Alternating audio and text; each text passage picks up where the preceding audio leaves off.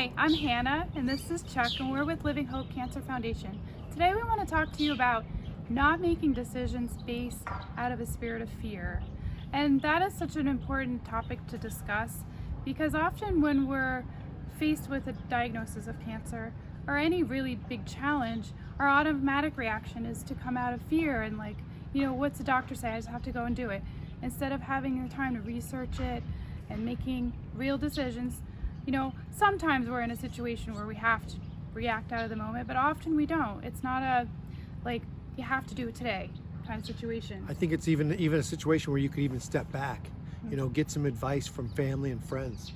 Maybe sit down and do a little research on your own, so that you have great questions to ask your doctors, so that it relieves that fear, it lowers that fear level, because we deal with so many people that that's probably one of the biggest things is getting them away from that fear of being diagnosed with cancer and getting more into the fight mode and the live mode and the fun mode and the love mode with your family and community than in the fear mode.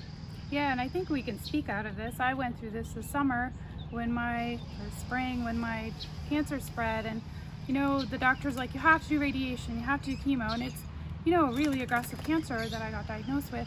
And so I did, and then had all these problems. Having radiation, I had a lot of problems because I just did it and didn't research it and think it through. And so I speak out of this because I realize now I wish I hadn't done that.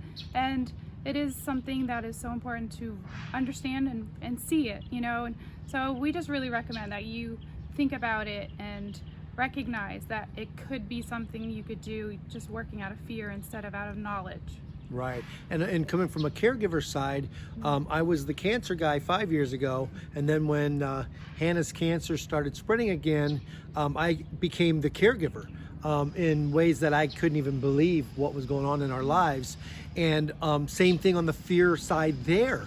It was pretty interesting because she went through emergency surgery. She's going through all kinds of very tough challenges, and she told me one day, because I was a mess, and she said, we coach this every day, so what would we tell somebody?